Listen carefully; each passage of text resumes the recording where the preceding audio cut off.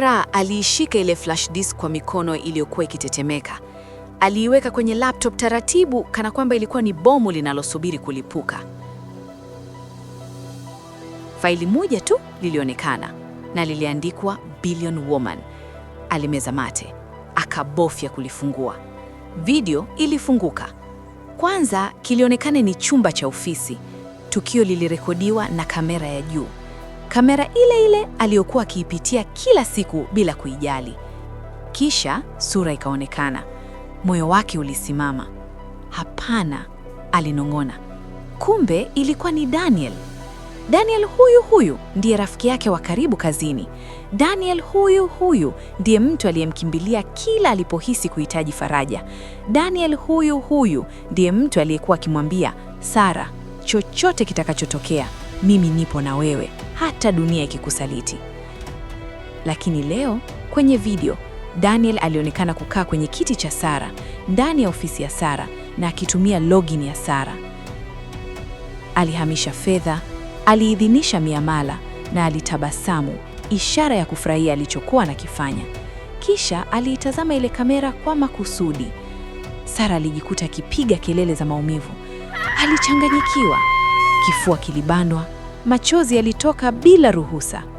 Kwa nini, Daniel? Alilia. Kwa nini mimi? Mara simu ikalia. Alikuwa ni yeye. Sara. Sauti ya Daniel ilikuwa tulivu kupita kawaida. Nimejua utaiona hiyo. Hakika wewe ni mwanamke smart sana. Umeniuza, Sara alisema kwa sauti iliyovunjika. Ulinifanya mjinga mbele ya hii dunia, Daniel. Daniel akavuta pumzi ndefu. Nilijua hutaumia sana bwana. Wewe ni imara na kufahamu. Maneno hayo yalimuua zaidi ya upanga. Ulinichagua kwa sababu nilikuamini, si ndio? Sara alisema. Nilijitoa. Ndiyo, Daniel akajibu bila aibu. Na hilo ndilo kosa lako, kipenzi. Kimya kilitanda kwa sekunde chache. Sikiliza, kuna pesa nyingi sana, Sara, aliendelea. Bilioni 1. Nafasi kama hii haiji mara mbili. Nilihitaji mtu safi wa kubebeshwa huu mzigo. Sara alikumbuka maneno yake mwenyewe. Si ni mimi niliyejitoa? Sasa ni mlaumu nani?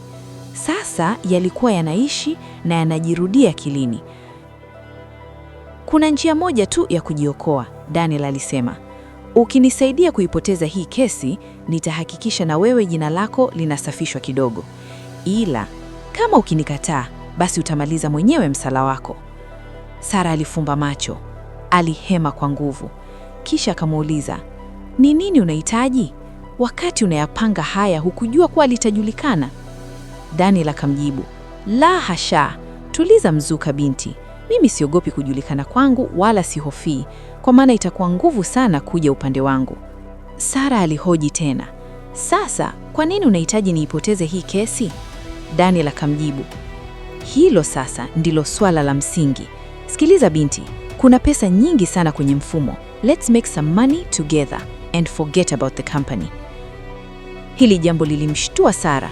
Unasemaje we mpuuzi? Nimesema kama ulichokisikia, Sara. Wewe hapo hata ufanye nini, tayari ni suspect namba 1. You have nothing to do on it. Just let it go. Sara akamjibu, no, I said no. I can't do that. You will.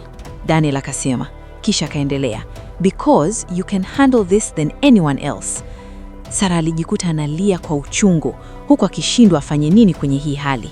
Alimuuliza, kwa hiyo uliniingiza kwenye huu mtego sio kuishia hapa tu, ulitaka huu mchezo uendelee, si ndio? Kweli Daniel, wewe ni mnyama.